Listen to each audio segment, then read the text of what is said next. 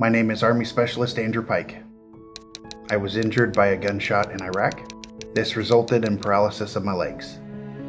This is my wife, Becca Pike. We met 6 years ago at a fundraiser in Sun Valley, Idaho. When I first met her, pretty much was mesmerized. Her parents were actually even at the event too, and noticed from that day that I had my eye on her, and definitely did. He's definitely my best friend. He keeps me sane.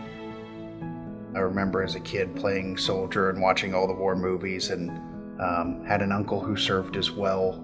And just from day one, it's kind of what I always wanted to do. March 26, 2007. We were on a routine foot patrol. What seems to be a normal day for us turns to, complete chaos in a matter of seconds. As we were coming back to our JSS in the city, I was shot by a sniper in the left abdomen. The moment I was hit, I fell face forward onto the ground, instantly lost the ability to walk. The minute that my squad flipped me over on the ground so that I was face up is the moment I woke up.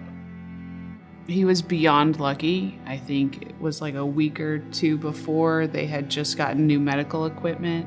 I was actually able to be treated in the field by a surgeon, which are some of the calls that were made that resulted in why I'm even here today. The surgeon paused and then he looked at me and he said, I watched the way you fell, and there was no stumble. There was no couple momentary steps. He said it was all instant. And he said what that would tell me is that you were going to be paralyzed from about your mid-chest down for the rest of your life. But said you're going to move on. He said you're going to learn how to use a wheelchair and you're going to continue to do great things. Currently, we live in a single-family home. It's got a lot of difficult steps. Doors, they're not wide enough, so Andrew's wheelchairs scrape all the way in and out. In between our kitchen and master bedroom, there's about a 3-inch drop, and there are days that you end up on the floor because you didn't time it right. It's the little things you don't realize. If I leave the house and he needed something off the top shelf or in the top of the fridge and he can't make a meal because he can't reach it. It's discouraging having to work around things that you didn't have to worry about before.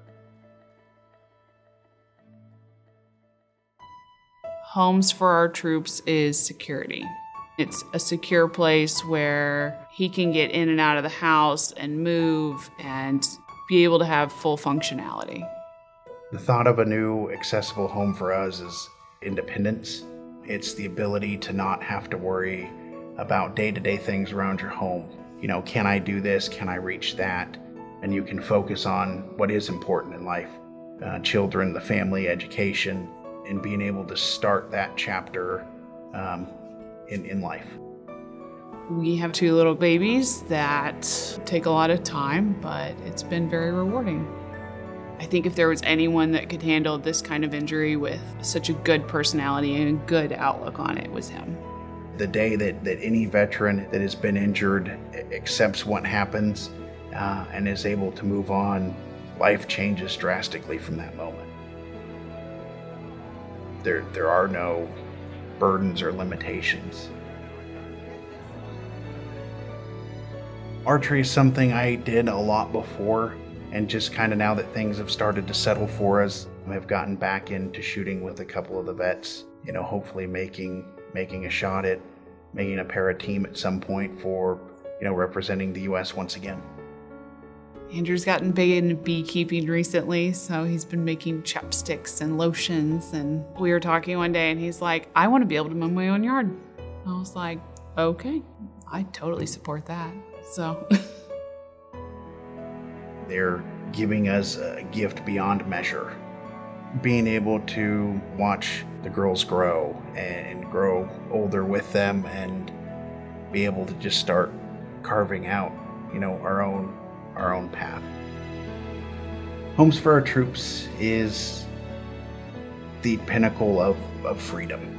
There's no way to truly measure what they do and what it means. I would tell them without them, none of it could happen.